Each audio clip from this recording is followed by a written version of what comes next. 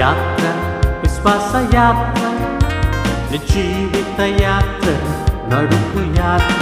యాత్ర విశ్వాస యాత్ర, జీవిత యాత్ర, నడుపు యాత్ర. రండి కలిసి రండి, విశ్వాస యాత్రలో సాగిపోదాం. రండి కలిసి రండి, విశ్వాస యాత్రలో సాగిపోదాం. This is the journey by faith. This is the journey by faith. This is the journey by faith. This is the journey by faith. This is the journey by faith. మరొకసారి మీ అందరికీ నా శుభాభివందనాలు తెలియజేస్తున్నాను. దేవుడిచ్చినటువంటి మంచి అవకాశాన్ని బట్టి దేవుని నామాన్ని ఎంతో స్తుతిస్తూ ఉన్నాను. ప్రియ దేవుని బిడ్డలారా, దేవుని యొక్క సన్నిధిలో పాట పాడి దేవుని ఆరాధించినందుకు మీ అందరికీ నా ప్రత్యేకించి వందనాలు తెలియజేస్తూ ఉన్నాను. వీక్షిస్తూ ఉన్నటువంటి మీ అందరికీ నా హృదయపూర్వక వందనాలు. మీ స్నేహితులు కూడా షేర్ చేయండి, దేవుని యొక్క వాక్యాన్ని వినండి, మాతో ప్రార్థనలో ఏకీభవించండి. దేవుడు తప్పకుండా మన ప్రార్థనలు ఆలకిస్తాడు, మనల్ని ఆత్మీయంగా నడిపిస్తాడని నేను నమ్ముచున్నాను. గత 2-3 రోజులుగా మనము 2వ రాజుల గ్రంథం 5వ అధ్యాయంలో ఉన్నటువంటి వ్యక్తుల గురించి మనం ధ్యానిస్తూ ఉన్నాం. ఈ ధ్యానంలో భాగంగానే ఈరోజు కూడా నేను నా యొక్క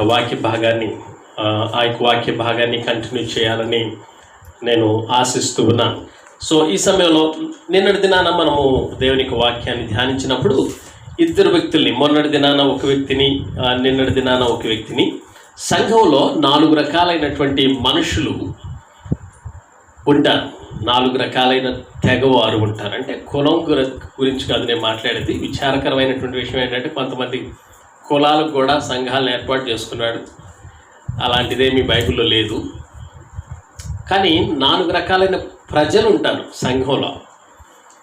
4 రకాలు అయినటువంటి ఉద్దేశాలు కలిగిన వాళ్ళు ఉంటారు. 4 రకాలైనటువంటి పరిచర్యలు కొనసాగించేటువంటి వాళ్ళు కూడా సంఘంలో ఉంటారు. సో రాజుల గ్రంథం, 2వ రాజుల గ్రంథంలో ఈ 5వ అధ్యాయంలో 4 వ్యక్తులు ఉన్నారు. ఆ 4 వ్యక్తుల్లో 2 వ్యక్తులను చూసాం. మొదటి వ్యక్తి మనం మొన్న ధ్యానించినప్పుడు ఇజ్రాయేల్ దేశంలో ఉన్నటువంటి చిన్నదాన్ని సిరియా దేశమునకు వాళ్ళు చెరగొనిపోయారంటే అక్కడ వారి గృహంలో పెట్టుకున్నారు, పని పిల్లలాగా పెట్టుకున్నారు.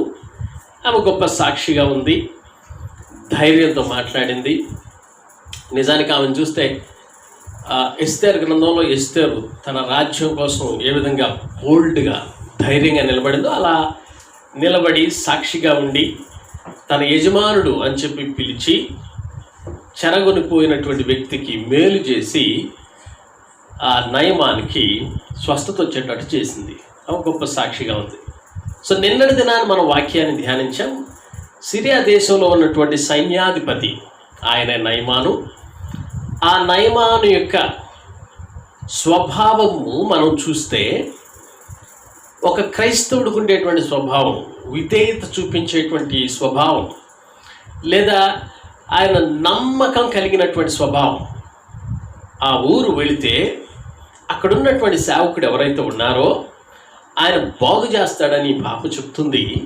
ఈమె చెప్పినటువంటి మాటను నేను నమ్మి వెళుతున్నానని సిద్ధపడి వెళ్ళాడు. సో ఆయనకి విధేయత ఉన్నది, నమ్మకం కూడా ఆయన చూపించాడని నిన్నటి దినాన మనం నేర్చుకున్నాం. అర్థం ఏంటంటే ఒక రకంగా సంఘంలో ఉండేటువంటి వారు సాక్షులుగా, చిన్న పాప ఏ విధంగా సాక్షిగా ఉందో అలా క్రీస్తుని గురించి సాక్ష్యం చెప్పేటువంటి గుంపు ఉంటారు. అంటే ఒక 100 మంది సంఘంలో ఉంటే 100 మందిలో ఒక 10%, 20%, లేకపోతే 4 భాగాలు చేసుకున్న 25 మంది సాక్ష్యం చెప్పేటువంటి వారిగా ఉంటారని మనం అనుకుందాం.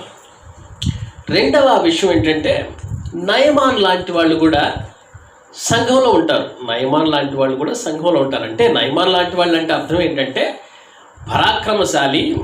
ఆయన గురించి ఎన్నో నేను చూసాం కదా. ఆయన ఘనుడు, దయ పొందినవాడు, పరాక్రమశాలి, ఆయన సైన్యాధిపతి, జయించినటువంటి వాడు, గెలిచిన వాడు అని మనం చూస్తూ ఉన్నాం. దేవుని బిడ్డలారా, అలాంటి వాళ్ళు కూడా సంఘంలో ఉంటారు. కానిలో ఉంది గూని అన్నట్టు కొన్నిసార్లు ఆ సంఘంలో ఆ విధంగా ఉన్నప్పటికీ కూడా సంఘంలో ఉన్నటువంటి వారు ఎంత పరాక్రమశాలైనా, ఎంత ఉన్నతమైన విద్య కలిగిన వాళ్ళైనా, ఎంత యుద్ధ శూరులైనా, ఎంత ధనికులైనా, అలాంటి వారు సంఘంలో ఉన్నప్పుడు కూడా వాళ్ళల్లో లోపము ఈ యొక్క నయమానికి ఏ విధంగా ఉందో అలాంటి లోపం, కుష్ఠవ్యాధి అనేటువంటిది ఉన్నటువంటి నయమాన్ లాగా ఉండేటువంటి వాళ్ళు కూడా ఉంటారు. అంటే వాళ్ళ స్వాభావికంగా పాపంతో ఉండి ఉండవచ్చు, లేదా వాళ్ళ శారీరములో బాధ, వేదన, లేదంటే కొన్నిసార్లు వ్యాధి కలిగి ఉండవచ్చు. సో సంఘంలో ఉండేటువంటి వాళ్ళు అలా ఉంటారు. సో సాక్ష్యం చెప్పేవాళ్ళు సంఘంలో ఉన్నారు, వ్యాధిని కలిగి ఉన్న వాళ్ళు, కొన్నిసార్లు శారీరకంగా వ్యాధి కలిగి ఉండకపోయినా మానసికమైన వ్యాధి కలిగి ఉంటారు. మానసికమైన వ్యాధులు ఇంకా చాలా డేంజర్. అవేంటో తెలుసా? అసూయ, క్రోధము, కోపము, నాశనానికి నడిపించేటువంటి గర్వము, ఇవన్నీ కూడా రోగంతో సమానమే. సో అలాంటి వారు కూడా సంఘంలో ఉంటారు. సో 2వ రాజుల గ్రంథంలో సిరియా దేశంలో ఉన్నటువంటి సైన్యాధిపతి అయినటువంటి నయమాను లాంటి వాళ్ళు సంఘంలో ఉంటారు. వాళ్ళకి స్వస్థత కావాలి, వాళ్ళు దేవుని సేవకుని దగ్గరికి వెళ్ళాలి. అదే 4వ వచనంలోకి వచ్చేసరికి ఇజ్రాయేల్ దేశపు చిన్నది అని 2వ వ్యక్తి అక్కడ ఉన్నది. ఆమె సాక్షిగా ఉన్నది. ఆమెకి పెద్ద పేరు లేకపోవచ్చు, అసలు పేరే లేదు ఆమెకి, పలుకుబడి లేకపోవచ్చు, ఆమె జస్ట్ పని చేసుకునేటువంటిది అవ్వచ్చు, లేదా వేరే దేశం నుంచి చెరగొని వచ్చినటువంటిది అయి ఉండొచ్చు. But she become a great witness in the great house of Naaman. నేనేం చెప్తున్నా అంటే, ప్రియ దేవుని బిడ్డలారా, సంఘంలో సాక్షులుగా ఉండేటువంటి ఈ చిన్నదానిలాగా ఉండేవాళ్ళు కూడా ఉంటారు. ఇంకా 2 వ్యక్తులు ఉన్నారు. వారు కూడా సంఘంలో ఉండేటువంటి భాగస్తులుగానే మనం చూసుకోవచ్చు. ఆ 2 వ్యక్తులు ఎవరు అంటే 8వ వచనంలో ఉన్నటువంటి దైవజనుడైనటువంటి ఎలీషా. చదవండి ఆ వాక్యం. ఇజ్రాయేలు రాజు తన వస్త్రాలను చింపుకున్న సంగతి దైవజనుడైన ఎలీషాకు వినబడినప్పుడు అతడు, నీ వస్త్రాలని నీవు ఎందుకు చింపుకున్నావు? ఇజ్రాయేలీలో ప్రవక్త ఒకడు ఉన్నాడని అతనికి తెలియబడినట్లు అతనిని నా యొద్దకు రానిమ్ము అని రాజునకు వర్తమానము చేసెను. చాలండి ప్రియ దేవుని బిడ్డలారా, ఇక్కడ ఎలీషా చాలా తక్కువగా మాట్లాడినట్టు రికార్డ్ చేయబడి ఉంది. 8వ వచనంలో మాట్లాడతాడు, 10వ వచనంలో మాట్లాడతాడు, ఆ తర్వాత 16వ వచనంలో మాట్లాడతాడు, ఆ తర్వాత 19వ వచనంలో ఒక మాట కూడా మాట్లాడతాడు. వెరీ వెరీ సింపుల్ స్మాల్ సెంటెన్సెస్లో ఎలీషాని గురించి ఇక్కడ రాయబడి ఉంది. కానీ ఎలీషాకి ఉన్నటువంటి బిరుదు ఏంటంటే దైవజనుడు. Is a man of God. కొంతమందిని మాత్రమే బైబిల్లో దైవజనుడు అని సంబోధించినట్టు మనం చూస్తూ ఉన్నాం. సో దైవజనుడు, ఈయన దీర్ఘదర్శి, ఈయన దేవుని యొక్క సేవకుడు అని గుర్తుపెట్టుకోవాలి. సో దైవజనుడు ఏదైనా విన్నప్పుడు నాకెందుకు పట్టిందిలే అని ఊరుకోలేదు. రాజు వస్త్రాలు చింపుకున్నాడు అని తెలిసినప్పుడు వెంటనే స్పందించాడు. ఏమైంది రాజా, ఎందుకు అలా చేశావు? నువ్వెందుకు చింపుకున్నావు? ఇజ్రాయేలీలో ఒక ప్రవక్త ఉన్నాడని తెలియబడినట్లు అతన్ని నా దగ్గరికి పంపించండి. సో ఒక ప్రవక్త ఉన్నాడని తెలియబడినట్లు పంపించండి అని చెప్పి దేవునికి వాక్యంలో వ్రాయబడి ఉంది. ప్రియ దేవుని బిడ్డలారా, దేవునికి వాక్యాన్ని వింటున్నటువంటి మీరు జాగ్రత్తగా ఆలోచించండి.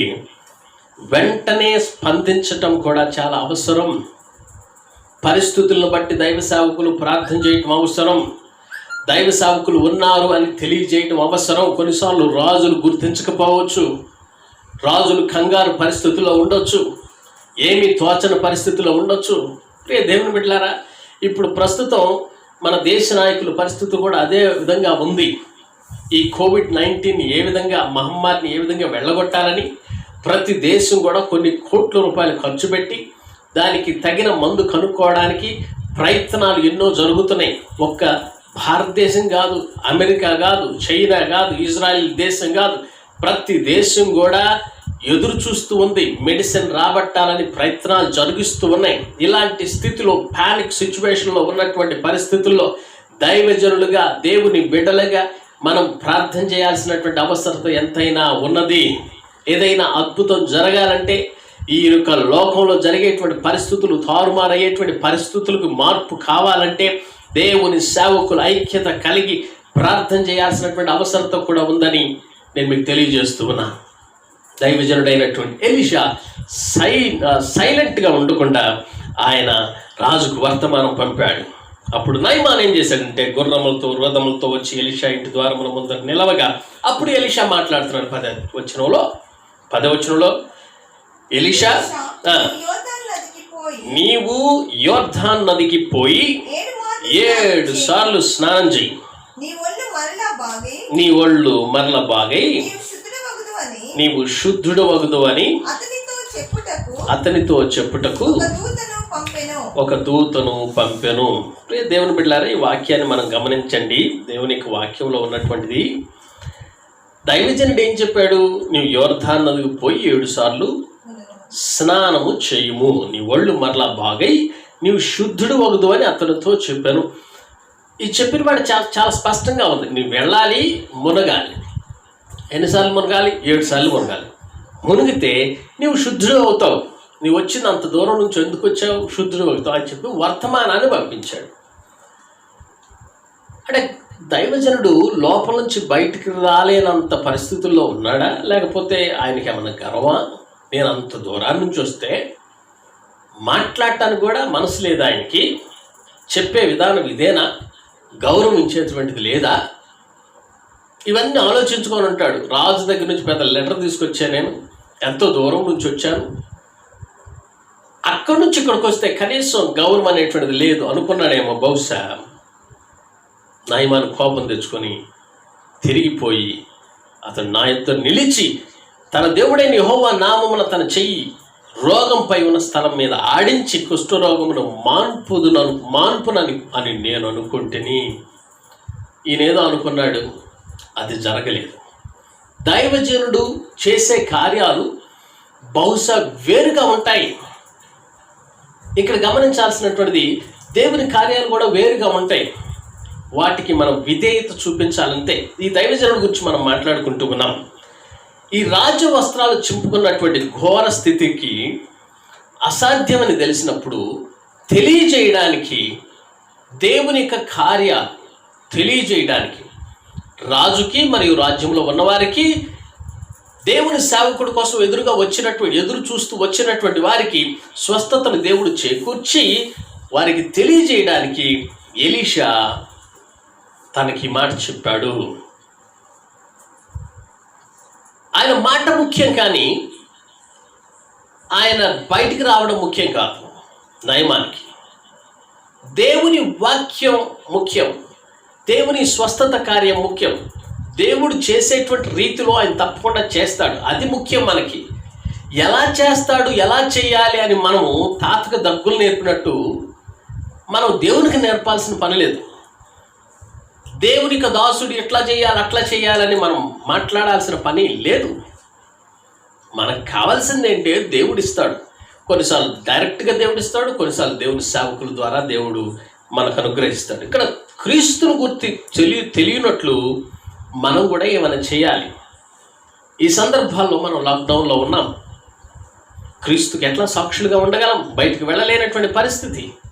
ఒకవేళ నీవెలా సాక్షిగా ఉండగలం? నీ ప్రార్థన, నీక దేవుని పట్ల నీకున్నటువంటి ఆసక్తి, నీవు పెరిగేటువంటి విధానం, నీ ఇతరులతో కాల్ చేసి మాట్లాడేటువంటి విధానం, ఈ యొక్క సమయాన్ని వాడుకుంటున్నటువంటి విధానం దేవుడు చూస్తూ ఉన్నాడు. మనుషులు కూడా చూసేటువంటి విధంగా మనం సాక్షులుగా ఉండాలి. పరిస్థితులన్నీ ఒక విధంగా ఉండవు. అపోస్తుల కార్యములో సంఘం ప్రారంభించబడినప్పుడు వాళ్ళు ఉన్నటువంటి సాక్షులుగా ఉన్నటువంటి తీరు వేరు. మన యొక్క తాతల కాలంలో, లేకపోతే మన చిన్నప్పుడు మనం చూసాం, వాళ్ళు చేసేటువంటి భక్తి, వాళ్ళు వెళ్ళేటువంటి విధానం, అప్పుడున్నటువంటి సేవ చేసినటువంటి విధానాలు వేరు, ఇప్పుడు ఉన్నటువంటి పరిస్థితులు వేరు. ఒకప్పుడు సువార్తను ప్రకటించే విధానం వేరు, ఇప్పుడు సువార్తను ప్రకటించేటువంటి విధానం వేరు. ఎలా అయితే మీ దేవుని యొక్క వార్తను ప్రకటించాల్సినటువంటి బాధ్యత మన మీద ఉన్నది, తెలియజేయాల్సినటువంటి బాధ్యత మన మీద ఉన్నది. ఈ సందర్భంలో దైవజనుడు అనేటువంటి ఎలీషా మనుషుల్ని మెప్పించేటువంటి విధానంగా, అధికారులను మెప్పించేటువంటి విధానంగా, సైన్యాధిపతి అక్కడి నుంచి వచ్చాడని చెప్పి ఆయన ఆలోచన ప్రకారంగా నడుచుకోవడం కంటే కూడా దేవుని చిత్త ప్రకారము దేవుణ్ణి మెప్పించేటువంటి విధానంలో ఆయన ఉన్నాడనే విషయాన్ని గమనించాలి. కొన్నిసార్లు మనల్ని పొగిడినప్పుడు చాలా ఉబ్బిపోతూ ఉంటాం. ఎవరన్నా పొగిడితే, అదే నోటితో ఎవరన్నా తిడితే మరలా చాలా కృంగిపోతూ ఉంటాం. దేవుని సేవకుడికి ఎవరు పొగిడినా పొగడకపోయినా ఒకటే. అలాంటి స్థితి ఉండాలి. అంటే పొగడొద్దు అనేటువంటిది కాదు నా ఉద్దేశం, లేకపోతే వాళ్ళని తిట్టాలి, కృంగదీయాలనేటువంటిది కాదు నా ఉద్దేశం. ఎప్పుడైతే దేవుని యొక్క పనిని మనం జరిగిస్తామో, దేవుని మహిమార్థం చేయాలి అని ఎలీషాకు ఉన్నటువంటి రీతిలో మనం కలిగి ఉంటే తప్పకుండా మనము ఆ పొగడ్తలకు పడిపోము. ఎప్పుడు కూడా ఒకే విధంగా ఉంటాం, మనం నిశ్చలంగా ఉంటాం, దేవుని యొక్క పనిని పూర్తి చేస్తాం. తను కూడా ఎలీషా కూడా దైవజనుడు ఎలీషా దేవుణ్ణి మహింపరిచాడు అనే విషయాన్ని మనం గుర్తుపెట్టుకోవాలి. అధికారులను గౌరవించాలి, అధికారులు అనుకున్న దానికి భిన్నంగా మనం చేయకూడదు. కానీ దేవునికి వ్యతిరేకమైనటువంటి కార్యాలు మాత్రం మనము చేయకుండా ఉండాలి. దేవుని బిడ్డలారా, ఇక్కడ 16వ వచనంలో మనం చూస్తూ ఉన్నాము, ఎవరి సన్నిధిని నేను నిలబడి ఉన్నానో ఇశ్రాయేలు దేవుడైన యెహోవా జీవముతోడు నేనేమీ తీసుకొననని చెప్పాను. ఈయన వెళ్ళి మునుగుతాడు, మునిగిన తర్వాత స్వస్థత పొందుతాడు. నయమాను స్వస్థత పొంది వచ్చిన తర్వాత ఇవిగో నేను మీకు బహుమానాలు తీసుకొచ్చాను, తీసుకోమంటే ఎలీషా బహుమానాలు ఏం పట్టుకోనని చెప్పాడు, ఏమి తీసుకోనని చెప్పాడు. దైవజనుడుగా నిలిచినట్లు, దేవుణ్ణి మహింపరిచినట్లు అక్కడ మనం చూస్తూ ఉన్నాం. ప్రియ దేవుని బిడ్డలారా, ఎంతవరకు క్రైస్తవులుగా మనము ఇలాంటి పౌరుషం కలిగినటువంటి సేవకుల్లాగా మనము నిలబడగలము? దేవుని కార్యమే జరిగింది. బహుశా దేవుని పని కోసం ఆయన తీసుకొని ఉండొచ్చు, కానీ నేనేం తీసుకోనని చెప్పాడు. ఏమీ ఆశించలేదు, ఎంతో బ్రతిమలాడాడు అని అక్కడ వాక్యం ఉంది. చదవండి, 15వ వచనం చదవండి. తన పరివారంతో కూడా దైవజనుని దగ్గరకు తిరిగి వచ్చి అతని ముందర నిలిచి చిత్తగించుము, ఇశ్రాయేలులో ఉన్న దేవుడు తప్ప లోకమంతటి అందులో మరియొక దేవుడు లేడని నేను ఎరుగుదును. ఇప్పుడు కనువిప్పు వచ్చింది ఆయనకి. ఇప్పుడు నీవు బహుమానం తీసుకోవాల్సి ఉన్నదని అతనితో చెప్పగా,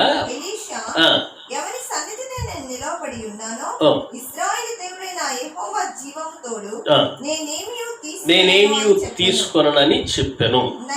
నయమాను అతనిని ఎంతో బతిమిలారును, ఆ దైవజనుడని ఎలీషా ఒప్పకపోయాను. ఏ విధమైనటువంటి బహుమానాలు తీసుకోకుండా ఆయన అక్కడి నుంచి పంపించి వేసెను. 19వ వచనంలో ఎలీషా ఏమన్నాడంటే, నెమ్మది కలిగి పొమ్మని అతనికి సెలవిచ్చను. ప్రియ దేవుని బిడ్డలారా, దేవుని సన్నిధిలో ఉండేటువంటి దేవుని సేవకుడు దేవుని ద్వారా తప్పకుండా పోషించబడతాడు. ఆశించాల్సిన పని లేదు. నీతిమంతుడు విశ్వాస మూలముగా జీవించును.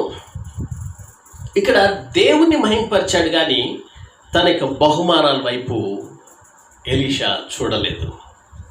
అయితే 4వ వ్యక్తిని గురించి కూడా మనం క్లుప్తంగా చూద్దాం. ఈ 4వ వ్యక్తి 20వ వచనంలో నుంచి మనం చూస్తున్నాం. అంతటా దైవజనుడైన ఎలీషాకు సేవకుడగు గెహజీ, ఈయన 4వ వ్యక్తి గెహజీ,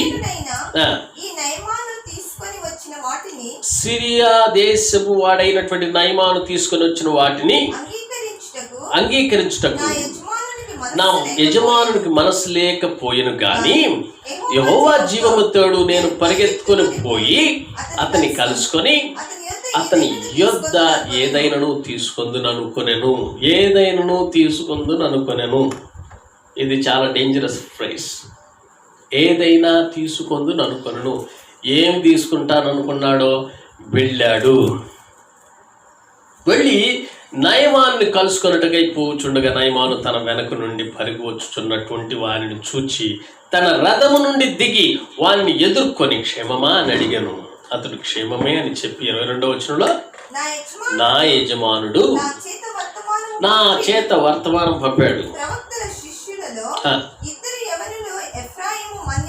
ప్రవక్తల శిష్యులలో 2 యవనస్తులు ఎఫ్రాయిము మన్యము నుండి నా యొద్దకు ఇప్పుడే వచ్చారు కనుక వారి కొరకు ఏం తేవాలి? 2 మణుగుల వెండి, 2 దుస్తుల బట్టలు.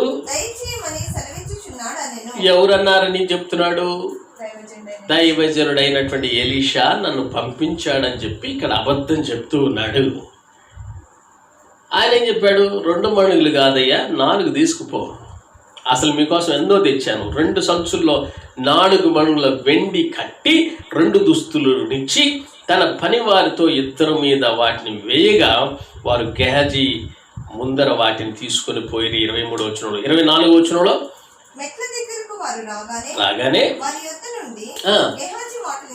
గెహజీ వాళ్ళ బిడ్డల దగ్గరికి వచ్చిన తర్వాత వాళ్ళు వాటన్నిటిని తీసుకొని ఇంట్లోపల దాచి వాళ్ళకి సెలవు ఇచ్చేశాడు. వాళ్ళు వెళ్ళిపోయారు. ప్రియ దేవుని బిడ్డలారా, గమనించండి ఇక్కడ జరిగినటువంటి సీన్. దయచేసి ఊహించుకోండి. మీరు దైవజనుడు ఎలీషా చెప్పిన మాట విధేయతతో నయమాను స్వస్థత పొందాడు. స్వస్థత పొందినవాడు కృతజ్ఞతగా ఏదో కానుకలు బహుమతులు ఇవ్వాలనుకున్నాడు. ఇవ్వాలనుకున్నటువంటి వ్యక్తిని ఎలీషా వద్దు అని చెప్పి పంపించేశాడు. సమాధానంగా వెళ్ళిపోమని చెప్పాడు. అయితే అసలు ఈయన ఎందుకు తీసుకోలేదని చెప్పి పక్కన ఉన్నటువంటి గెహజీకి ఆ ధనం మీద ధనాశ, పేరాశ, దురాశ పుట్టి అరే నేను కొంతన్నా తెచ్చుకుంటాను అనుకొని వెళ్ళాడు. ఏం కొంత తెచ్చుకున్నాడు అనేటువంటి తర్వాత మనకు తెలుస్తుంది. దేనికోసం ఆశించి వెళ్ళాడు అనేటువంటిది మనం చూస్తే ఆ ఆశించినటువంటి దాంతోపాటు జీవితాంతం కష్టపడి నష్టపడిపోయేటువంటి దాన్ని ఆయన మరలా కొని తెచ్చుకున్నట్టు మనం ఇక్కడ బైబిల్లో చూస్తూ ఉన్నాం. ప్రియ దేవుని బిడ్డలారా, ఈ ఎలీషా సేవకుడైనటువంటి గెహజీ తన హృదయంలో నిర్ణయం తీసుకున్నాడు. ఏదొకటి నేను అక్కడి నుంచి ఆయన జీవితంలో పొందినటువంటి మేలుకి ఇచ్చేటువంటి బహుమానం నేను తీసుకోవాలని చెప్పి అక్కడ ఒక తప్పుడు రిపోర్ట్ ఇస్తూ ఉన్నాడు. ఏమని? ఎఫ్రాయిం మన్యు నుంచి 2 వచ్చారండి, 2 స్టూడెంట్స్ వచ్చారండి, 2 శిష్యులు వచ్చారండి, వాళ్ళ పోషించడానికి డబ్బులు కావాలండి, మా అయ్యగారు వచ్చి తీసుకురమ్మన్నాడండి అని చెప్పి ఇక్కడ తప్పుడు రిపోర్ట్ చెప్తూ ఉన్నాడు. దేవుని బిడ్డలారా, ఈ తప్పుడు రిపోర్ట్ చెప్పడం, తప్పుడు మాటలు చెప్పడం, ఎగ్జాజరేట్ చేసి చెప్పడం, లేదా లేనటువంటి దాన్ని క్రియేట్ చేసి చెప్పడం, అలాంటివి దేవునికి ఇష్టమా? దైవ సేవకులకి ఇష్టమా? దేవుని పిల్లలైనటువంటి క్రైస్తవులకి ఇష్టమా? అలాంటి వాటిని ఇష్టపడేటువంటి వారు నిజంగా క్రైస్తవులా అనేటువంటిది మనం ఇక్కడ ఆలోచించాలి. తప్పును కప్పిపుచ్చుకుంటే దేవునికి అసహ్యం. అతిక్రమములు దాచిపెట్టువాడు వర్ధిల్లడు, వాటిని ఒప్పుకొని విడిచిపెట్టువాడు దేవుని సన్నిధిలో వర్ధిల్లుతాడు. ప్రియ దేవుని బిడ్డలారా, దేవునికి వాక్యంలో ఉన్నటువంటి మన జ్ఞాపకం వస్తే మనం చేసేటువంటి విధానం, మనం వెళ్ళేటువంటి విధానం, మనం నడిచేటువంటి విధానం దేవునికి వాక్యం ద్వారా, దేవునికి నడిపింపులో ఆత్మ కార్యం ద్వారా మనం నడిపించబడతాం. అందుకని దేవునికి వాక్యం ప్రతి విశ్వాసికి అవసరం. దేవుని వాక్యాన్ని వదిలిపెట్టిన ప్రతి విశ్వాసి కూడా మరణిస్తాడంతే, ఆత్మీయంగా చనిపోతాడు, సన్నగిల్లిపోతాడు. ఒకరోజు హఠాత్తుగా చనిపోవచ్చు, కానీ స్లోగా మరణిస్తాడు. ఆదాము అవ్వతో దేవుడు చెప్పినటువంటి మాటను వారు ధిక్కరించారు. తినుదినమున నీవు చచ్చెదవన్నారు. తిన్న దినమునే వాళ్ళు చావటానికి ప్రారంభించారు. వాళ్ళ చావు వాళ్ళే కొని తెచ్చుకున్నారు. దేవుని బిడ్డలారా, నేను చెప్పేటువంటిది ఏంటంటే, ఆత్మీయంగా మనం చనిపోకుండా ఉండాలంటే ఆత్మ కార్యాలు మనం కలిగినటువంటి వారిగా ఉండాలి. దేవుని సేవకుని వెంబడించేటువంటి వారిగా ఉండాలి. వాళ్ళు ఎందుకు చెప్తున్నారనేటువంటి విషయాన్ని గెహజీ గ్రహించినటువంటి వాడై ఉండాలి. ఎలీషా గురువైనటువంటి ఏలియా 7 అద్భుతాలు చేశాడు. 7 అద్భుతాలు. తర్వాత ఎలీషా మీదకి డబల్ పోర్షన్ ఆఫ్ బ్లెస్సింగ్స్ వచ్చింది. అంటే రెండింతలుగా ఆశీర్వదించబడినటువంటి ఈ ఎలీషా 14 కార్యాలు చేశాడు. బహుశా గెహజీ, ఈ ఎలీషా శిష్యుడైనటువంటి గెహజీ కూడా అదే విధమైనటువంటి నమ్మకత్వంతో ఎలీషా దగ్గర ఉండుంటే బహుశా 3/4 పోర్షన్ ఆఫ్ బ్లెస్సింగ్స్తో ఇంకా 21 కార్యాలు చేసేవాడేమో. వీళ్ళిద్దరికంటే బహుబలంగా వాడబడేవాడేమో. బట్ ధనాన్ని ఆశించినటువంటి ఈ గెహజీ అనవసరంగా శాపాన్ని, లేనిపోయిన దాన్ని తెచ్చుకున్నాడు. ప్రియ దేవుని బిడ్డలారా, ఇతరులు చూడలేనటువంటి దాన్ని చూసేటువంటి మనసు కలిగినటువంటి వాడు దేవుని సేవకుడు అని గుర్తించాలి. దేవుని సేవకుడు మనస్సు తనతో ఉన్నది అని గుర్తుపెట్టుకోవాలి. తప్పు చేసినప్పుడు ఆ తప్పును మనం కప్పిపెట్టుకోవడం కోసం అనేకమైనటువంటి అబద్ధాలు అల్లుతూ ఉంటాం. ఒక తప్పు చేస్తే ఆ తప్పును కవర్ చేయడం కోసం ఇంకొక అబద్ధం. ఇది దేవునికి అసహ్యమైనటువంటిది. సామెతల గ్రంథం 6వ అధ్యాయం 16వ వచనం దయచేసి చూడండి, మన సమయం అయిపోతుంది. సామెతల గ్రంథం 6:16. యెహోవాకు అసహ్యమైనటువంటివి 6 గలవు, 7 ఆయనకి హేయము. అవేంటంటే అహంకార దృష్టి, కళ్ళలాడు నాలుక, అబద్ధాలు చెప్పే నాలుక, నిరపరాధులను చంపేటువంటి చేతులు, దుర్యోచనలు, ఆలోచనలన్నీ కూడా దురాలోచనలు కలిగినటువంటి ఆలోచనలు, కీడు చేయటానికి త్వరగా పరిగెత్తేటువంటి పాదాలు, లేని వాటిని క్రియేట్ చేసి మరి అబద్ధ సాక్ష్యం పలకటం, అన్నదమ్ముల్లో మధ్య మధ్యలో పుల్లలు పెట్టి వాళ్ళిద్దరికి జగడాలు పుట్టించటం, ఇవన్నీ కూడా ఇక్కడ మనం గమనించాల్సినటువంటి దేవునికి అసహ్యమైనటువంటి 28 అధ్యాయము, సామెతలు 28 అధ్యాయము 13వ వచనం కూడా చదవండి. సామెతల గ్రంథం, అతిక్రమములు దాచిపెట్టువాడు వర్ధిల్లడు, వాటిని ఒప్పుకొని విడిచిపెట్టువాడు. ఎప్పుడైతే గెహాజీ వెళ్ళాడో, అనవసరంగా తెచ్చుకున్నాడో, ఈ తెచ్చుకున్న వ్యక్తి ఎలీషా దగ్గరికి వచ్చిన తర్వాత ఎలీషా ఏమన్నాడు, ప్రవక్త ఏమన్నాడు, దయచేసి చదవండి. అక్కడ వానితో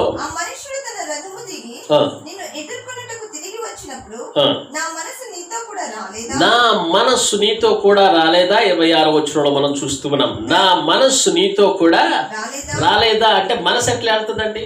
దైవ సేవకుడు, దైవజనుడు అయినటువంటి ఎలీషా తన గుడారంలోనో, తన గుడిసులోనో, తన ఇంట్లోనో కూర్చొని ఉన్నాడు. గెహజీ మేబీ బాత్రూమ్కి వెళ్తున్నానో, లేకపోతే ఏదో ఆహారం తీసుకొస్తానో, ఏదో ఒక సాకు చెప్పి వెళ్ళిపోయి దొంగతనంగా అక్కడి నుంచి దొంగ సొమ్ము తెచ్చుకున్నాడు. ఇప్పుడు ఈయనేమన్నాడంటే, నా మనస్సు నీతో కూడా రాలేదా? ఎందుకు అబద్ధం చెప్తున్నావు? ఎందుకు చెప్తున్నావు నా మనస్సు నీతో కూడా రాలేదా అంటే దేవుని సావుకుని బాడీ అక్కడ వదిలిపెట్టి ఆత్మ వెళ్ళి అక్కడ ఆయన్ని వెతికింది అనేటువంటిది కాదు అక్కడ అర్థం.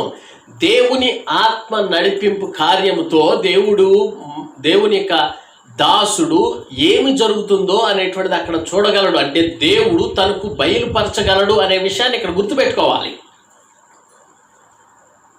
మీకు మోషే గురించి ఒక ఎగ్జాంపుల్ చెప్తే, మోషే పర్వతం మీద ఉన్నాడు 40 దినాలు, దేవునితో మాట్లాడుతూ ఉన్నాడు. మాట్లాడేటువంటి వ్యక్తితో దేవుడు సంభాషిస్తూ దేవుని యొక్క సన్నిధిని ఆనందిస్తూ ఆయన చెప్పేటువంటి మాటలు ఆలకిస్తూ ఆయనతో గడిపేటువంటి సందర్భంలో కొండ కింద అహరోను కలిసి ఆయన నాయకత్వంలో ఒక దూడను చేసి వాళ్ళు విగ్రహారాధన ప్రారంభించి ఇష్టం వచ్చినట్టు గంతులు వేస్తూ పాపములో పడిపోయి దేవునికి ఉగ్రత, కోపాన్ని తీసుకొచ్చినప్పుడు మోషే క్రిందకి రాకుండానే మోషేకి అక్కడ ఆల్రెడీ తెలిసిపోయింది కొండ కింద ఏం జరుగుతుంది అనేటువంటిది.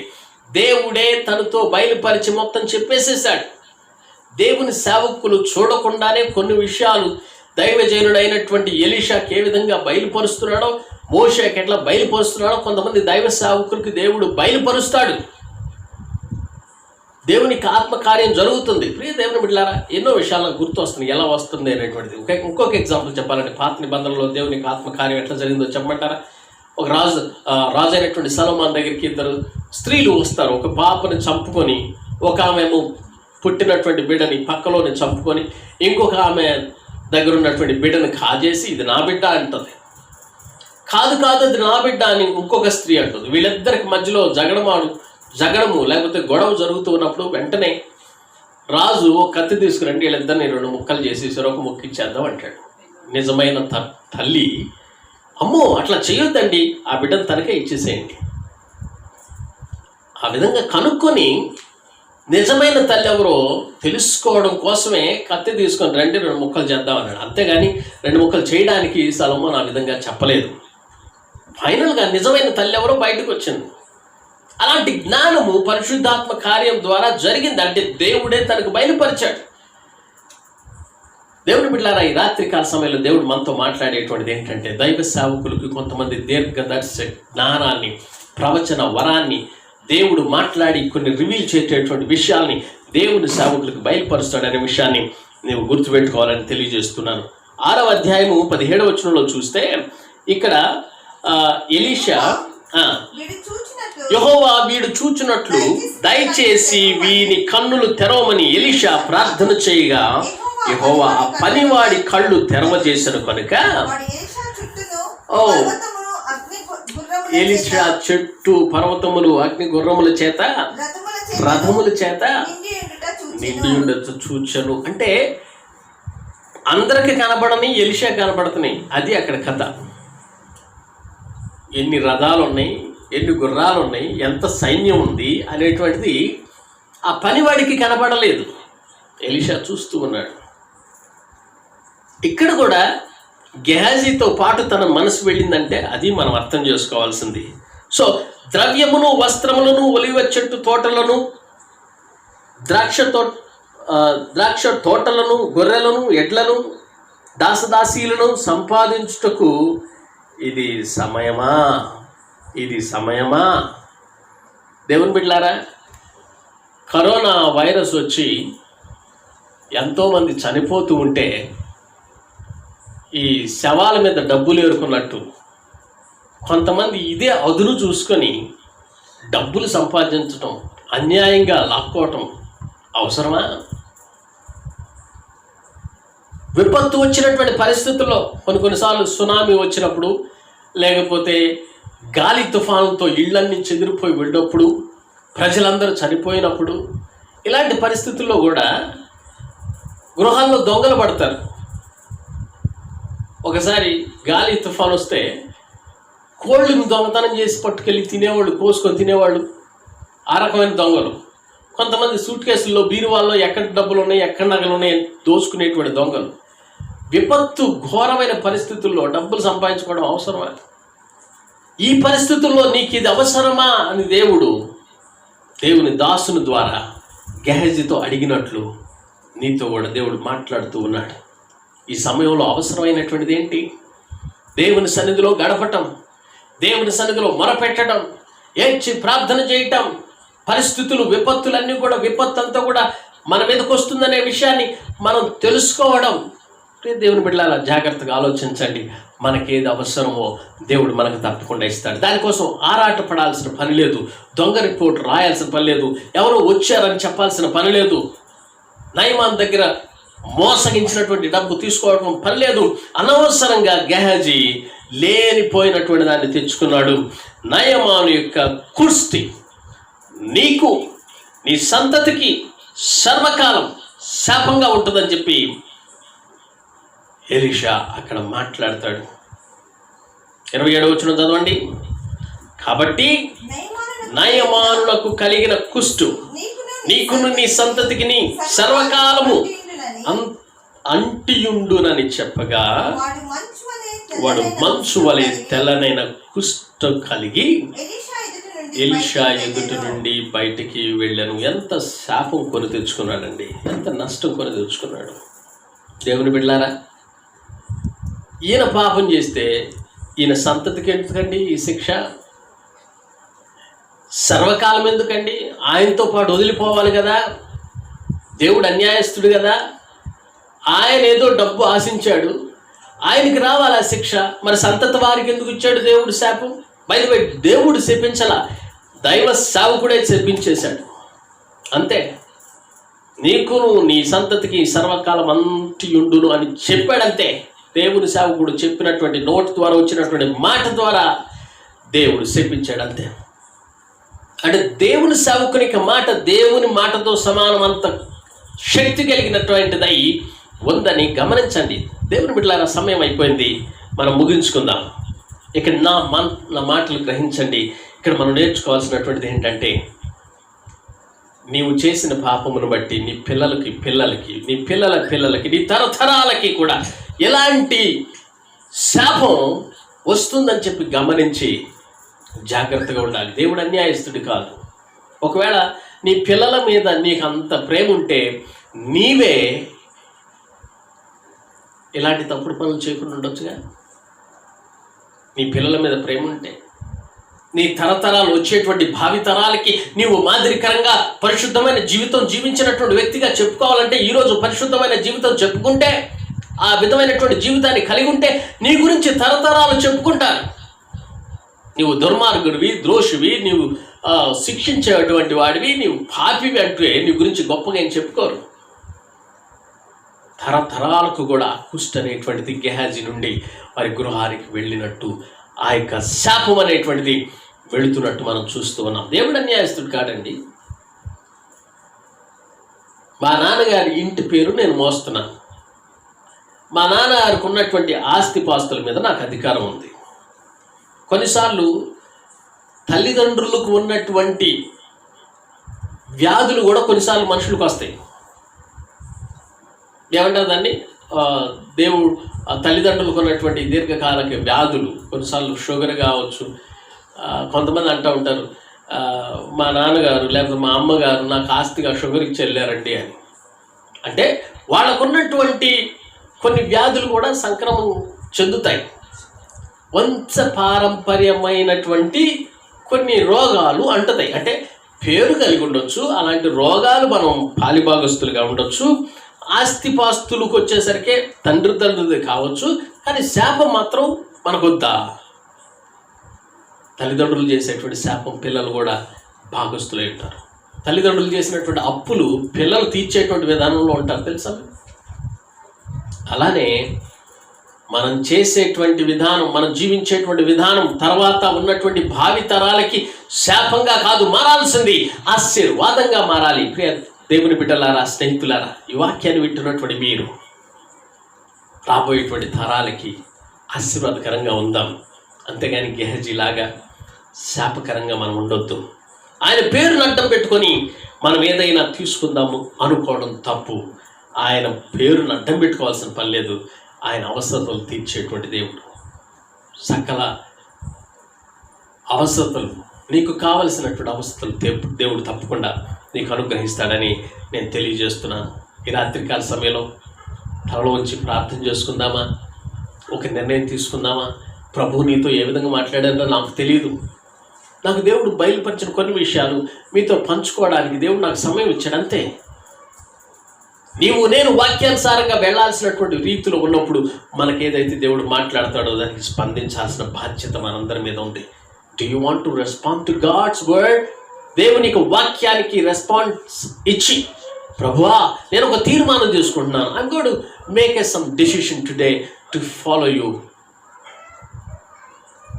ఈ యొక్క వాక్యానుసారంగా కొన్ని నిర్ణయాలు మనం తీసుకుందామా? దేవుని బిడ్డలారా, ప్రార్థన చేసుకుందాం. తనలో ఉంచండి. దేవా మీకు స్తోత్రం. మీ బిడ్డలు ఎవరెవరైతే ప్రభువా ఈ లైవ్లో పాల్గొన్నారో, ప్రార్థనలో ఏకీభవిస్తున్నారో వారందరినీ మీరు దృష్టి ఉంచండి. మీ నిర్ణయాలు ప్రభువా వారి పట్ల మీరు జరిగించండి. మీ కార్యాలు వారి పట్ల మీరు జరిగించి నడిపించమని ప్రార్థన చేస్తున్నాను. మీ కృప చూపించండి అయ్యా. మీ సహాయాన్ని అందించండి ప్రభువా. మీరే తోడుగుండండి తండ్రి. నాయనా, మేము గెహజీలాగా శాపాన్ని కొని తెచ్చుకోకుండా నీకు నమ్మకమైనటువంటి వారిగా ఉండే కృపను అనుగ్రహించండి. దైవ సేవకుడు ఏ విధంగా ధనమును ఆశించకుండా నీ నామానికి మహిమదొచ్చేటువంటి జీవితాన్ని జీవించాడో అలాంటి జీవితం మేమందరం కలిగి ఉండే కృపను అనుగ్రహించండి. క్రైస్తవ జీవితాలు ఈ విధంగా ఉండాలని మీరు మాకు తెలియజేస్తున్నందుకు మీకు స్తోత్రాలు. మాదిరికరమైన జీవితం దయచేయండి, సాక్షికరమైనటువంటి జీవితాన్ని దయచేయండి, స్వస్థత పొందేటువంటి విధేయత స్వభావాన్ని, నమ్మకం కలిగినటువంటి స్వభావాన్ని మీరు అనుగ్రహించండి. ప్రభువా, కృప దయచేసి నడిపించి మీరే మహిమ పొందమని ప్రార్థన చేస్తూ యేసుక్రీస్తు నామం పెట్టి అడిగి వేడుకొంచున్నాను తండ్రి. ఆమేన్.